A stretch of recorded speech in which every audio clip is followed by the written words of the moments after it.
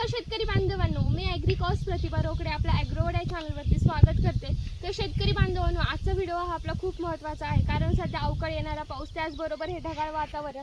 तर हे 2 ते 4 दिवस सध्या आता पावसाचं अवकाळी पावसाचं चान्सेस हे 100% आहेत। तर यासाठी आता आपण आपल्या पिकाचं नियोजन कशा पद्धतीने केलं पाहिजे, कोणते स्प्रे वापरले पाहिजेत, कारण आता सध्या आपला प्लॉट खूप चांगला सेट झालेला आहे आणि खूप मेहनतीने सेट झालेला आहे। कारण तुम्हाला पण माहिती आहे, आता उन्हाळ्यामध्ये आपले भरपूर असे शेतकरी आहेत की त्यांना पाण्याची टंचाई आहे, तरी पण ते थोड्या पाण्यात आपलं सध्या प्लॉट चांगल्या पद्धतीने डेव्हलप केलेला आहे। तर आता आपलं वाचवण्याचं काम 100% आहे। तर हे आपण कशा पद्धतीने आता सध्या नियोजन केलं पाहिजे, कोणते स्प्रे वापरले पाहिजे, तर ही संपूर्ण सविस्तर माहिती आजच्या व्हिडिओतून मी तुम्हाला देणार आहे।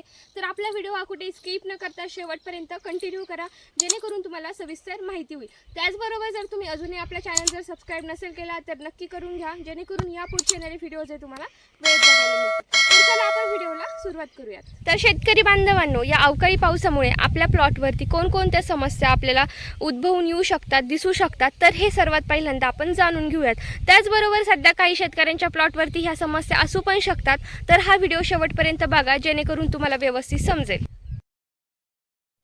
टोमॅटो पिकांवरती येणारी पहिली समस्या म्हणजे लवकर येणारा करपा, त्याचबरोबर फुलगळ। तर फुलगळ का होते, तर शेतकरी बांधवांनो, हे ढगाळ वातावरणामुळे काय होतं की आपला आत्ताचा सध्या चालू प्लॉट असेल किंवा नवीन सेट झालेला प्लॉट असेल, ढगाळ वातावरणामुळे फुलगळ ही 100% होते। त्याचबरोबर फुलांवर येणारे डाग, फळांवर येणारे डाग, त्याचबरोबर जीवाणूजन्य करपा, त्याचबरोबर महत्त्वाचं म्हणजे खोडांवरती येणारे डाग, त्याचबरोबर फळसड। तर फळसड म्हणजे काय, देठांमध्ये डाग पडतात आणि म्हणजे फळ आपले हे गळून पडतात। त्याचबरोबर फळकूज, त्याचबरोबर झाडांची होणारी मरकूज। तर झाडांची होणारी मरकूज म्हणजे काय, तर हे बघा, सध्या जमिनीमध्ये बुरशीचा अटॅक हा जास्त प्रमाणात होतो आणि मग मुळांना बुरशी लागले की झाडांची मर होते।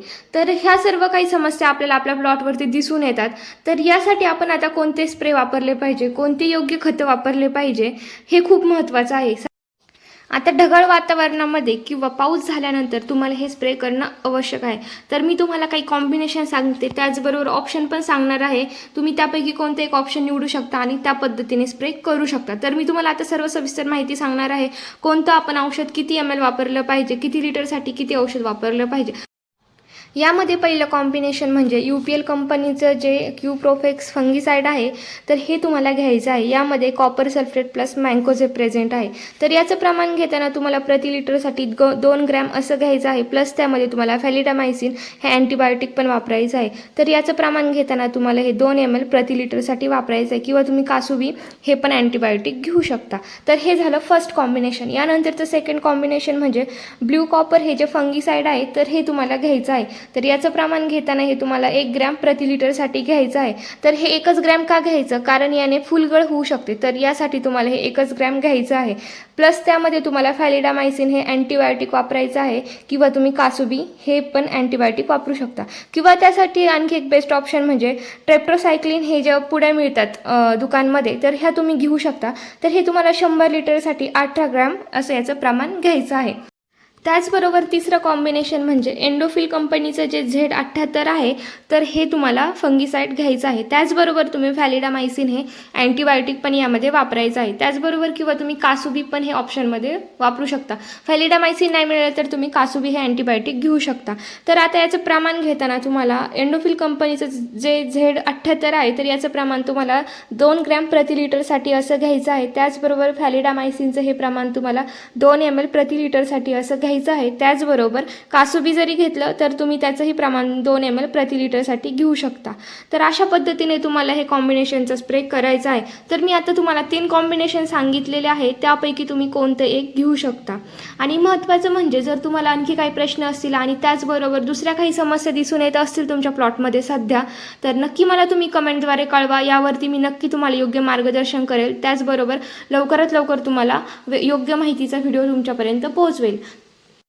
त्याचबरोबर उन्हाळ्यामध्ये जेही तुम्ही कोणतेही पिकं केलेले असतील तर पाणी देताना एक गोष्ट लक्षात ठेवायची आहे की पाणी हे कधीच दुपारच्या वेळेस द्यायचं नाही किंवा एकदम सकाळच्या वेळेस द्यायचं नाही. पाणी हे तुम्ही रात्रीच्या वेळेस द्यायचं आहे, 6च्या नंतर देऊ शकता. कारण काय होतं की उन्हाळ्यामध्ये हीट जास्त असते आणि हीट जास्त असल्या कारणाने जर तुम्ही खोडांना गारवा दिला तर यामुळे बुरशी पकडण्याची जास्त चान्सेस असतात आणि बुरशीचा अटॅक हा 100% होतो. कारण पिकं हे सध्या आपले मल्चिंगवरती आहेत. मल्चिंगवरती असलं की बुरशीचा अटॅक होतो. त्याचबरोबर कोणतेही पिकं असू पण तुम्ही उन्हाळ्यात पाणी हे एकदम रात्रीच्या वेळेस द्यायचं आहे, दुपारच्या वेळेस द्यायचं नाही किंवा सकाळच्या वेळेस पण द्यायचं नाही. कारण सकाळी पाणी दिलं तर काय होतं, हीट वाढत जाते, 9 नंतर ऊन वाढत जातं. तर यामुळे हे सर्व प्रॉब्लेम आपल्याला दिसून येतात. तर हे तुम्हाला टाळायचं आहे. पाणी देताना ही गोष्ट तुम्हाला 100% लक्षात ठेवायची आहे. तर शेतकरी बांधवांनो, कसा वाटला तुम्हाला आजचा व्हिडिओ नक्की मला कमेंटद्वारे कळवा. आणि जी मी काही माहिती सांगितलेली आहे ही खूप महत्त्वाची आहे. नक्की तुम्ही हे स्प्रे करा. कारण सध्या अवकाळी पाऊस हा होणार आहे. 2 ते 4 दिवस ही दाट शक्यता आहे सध्या अवकाळी पावसाची. आणि आपला प्लॉट हा खराब होऊ नये, कारण आता सुरुवातीचे प्लॉट असतील किंवा काहींची तोडणी चालू असेल तर हे आपल्याला प्लॉट सध्या सेट करणं किंवा जपणं हे खूप महत्त्वाचं आहे. तर नक्की तुम्ही सांगितल्याप्रमाणे कॉम्बिनेशन स्प्रे घ्या, यामुळे नक्की तुम्हाला फायदा होणार आहे. त्याचबरोबर जर तुमचे काही प्रश्न असतील तर तेही तुम्ही मला कमेंटद्वारे विचारू शकता. नक्कीच यावरती मी तुम्हाला योग्य मार्गदर्शन करेल. तर व्हिडिओ पूर्ण बघितल्याबद्दल धन्यवाद. असंच आपल्या चॅनलला कनेक्ट राहा. जर तुम्ही अजूनही आपला चॅनल जर सबस्क्राईब नसेल केला तर नक्की करून घ्या, जेणेकरून या पुढचे येणारे व्हिडिओज तुम्हाला वेळेत बघायला मिळतील.